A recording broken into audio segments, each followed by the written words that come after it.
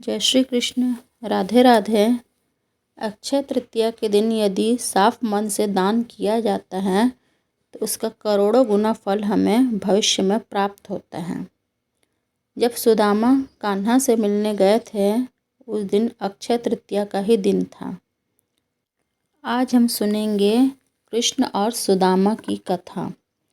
कथा इस प्रकार है।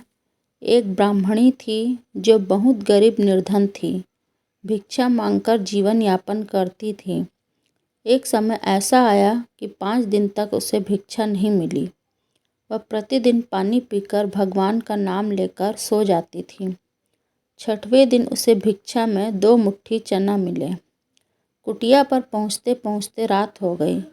ब्राह्मणी ने सोचा, अब यह चने रात में नहीं खाऊंगी, प्रातःकाल वासुदेव को भोग लगाकर तब खाऊंगी। यह सोचकर ब्राह्मणी ने चनों को कपड़े में बांधकर रख दिए और वासुदेव भगवान का नाम जपते जपते सो गई। ब्राह्मणी के सोने के बाद कुछ चोर चोरी करने के लिए उस कुटिया में आ गए। इधर उधर बहुत ढूंढा।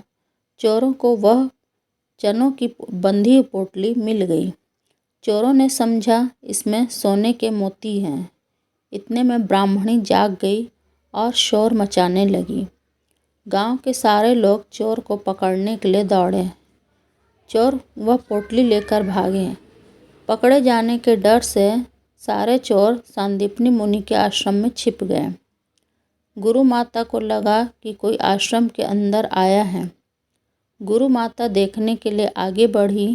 चोर डर गए और आश्रम से भागे। भागते समय चोरों ने वह पोटली वहीं छोड़ दी। इधर भूख से व्याकुल ब्राह्मणी ने जब जाना कि उसके चने की पोटली चोर उठाकर ले गए हैं तो ब्राह्मणी ने शाप दिया, मुझ दीनहीन असहाय के जो भी चने खाएगा वह दरिद्र हो जाएगा। उधर प्रातःकाल गुरु माता आश्रम में झाड़ू लगाने लगी। झाड़ू लगाते समय गुरु माता को वही चने की पोटली मिली। गुरु माता ने खोलकर देखा तो उसमें चने थे। कान्हा और सुदामा जंगल में लकड़ी लेने के लिए जा रहे थे तो गुरु माता ने वह चने की पोटली सुदामा जी को दे दी और कहा, बेटा जब वन में भूख लगे तो दोनों यह चने खा लेना। सुदामा जी जन्मजात ब्रह्मज्ञानी थे। उन्हें ज्ञात हो गया था कि यह शापित चने हैं, इन्हें कान्हा को किसी भी हाल में नहीं खाने देना है। सुदामा ने सोचा कि चने अगर त्रिभुवनपति श्री कृष्ण को खिला दिए तो सारी सृष्टि दरिद्र हो जाएगी। यह चने स्वयं मैं ही खा लूँगा, लेकिन कृष्ण को नहीं खाने दूँगा।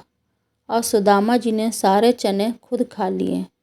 चने खाकर दरिद्रता का श्राप सुदामा जी ने स्वयं ले लिया, लेकिन अपने मित्र श्री कृष्ण को एक भी दाना चना नहीं दिया। श्राप की वजह से फिर कालांतर में सुदामा गरीब ब्राह्मण रहे। अपने बच्चों का पेट भर सके उतने भी सुदामा के पास पैसे नहीं थे। सुदामा की पत्नी ने कहा, हम भले ही भूखे रहें लेकिन बच्चों का पेट तो भरना चाहिए ना। इतना बोलते बोलते उसकी आंखों में आंसू आ गए।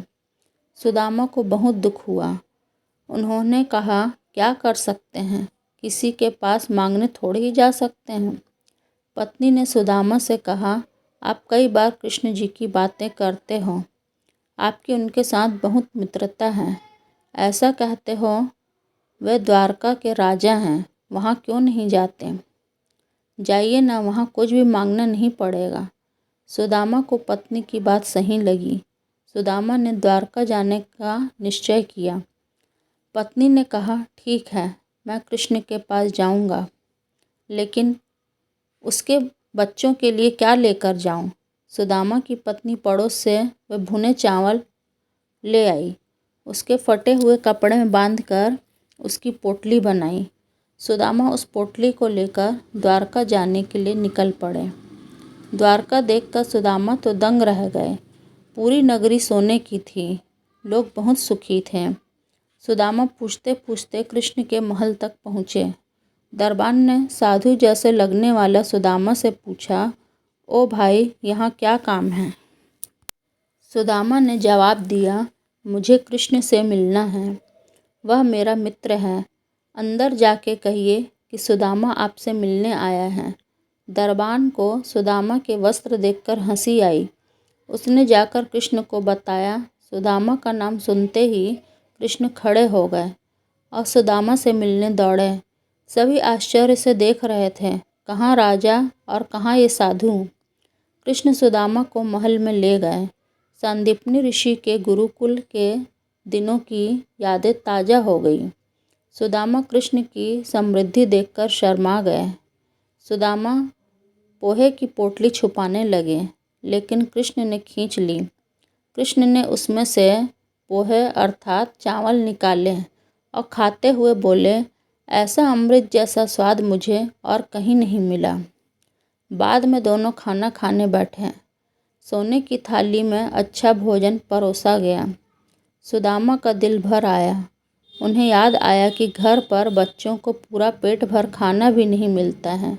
सुदामा यहाँ 2 दिन रहे। वे कृष्ण के पास कुछ मांग नहीं सके। तीसरे दिन घर वापस जाने के लिए निकले। कृष्ण सुदामा के गले लगे और थोड़ी दूर तक छोड़ने गए। घर जाते हुए सुदामा को विचार आया, घर पर पत्नी पूछेगी कि क्या लाए हो तो क्या जवाब दूंगा। सुदामा घर पहुँचे। वहाँ उन्हें अपनी झोपड़ी नज़र ही नहीं आई। उतने में ही एक सुंदर घर में से उसकी पत्नी बाहर आई। उसने सुंदर कपड़े पहने थे। पत्नी ने सुदामा से कहा, देखा कृष्ण का प्रताप, हमारी गरीबी चली गई। कृष्ण ने हमारे सारे दुख दूर कर दिए। सुदामा को कृष्ण का प्रेम याद आया। उनकी आंखों में खुशी के आंसू आ गए। वह दिन अक्षय तृतीया का था। तब से प्रति अक्षय तृतीया पर श्री कृष्ण सुदामा की यह कथा सुनाई जाती है। आज भी इतने युगों के बाद भी श्री कृष्ण और सुदामा की दोस्ती को सच्चे मन से याद करते हैं। जय श्री कृष्ण। राधे राधे। आपको मेरा चैनल अच्छा लगे तो इसे लाइक करिए, सब्सक्राइब करिए, शेयर कीजिए।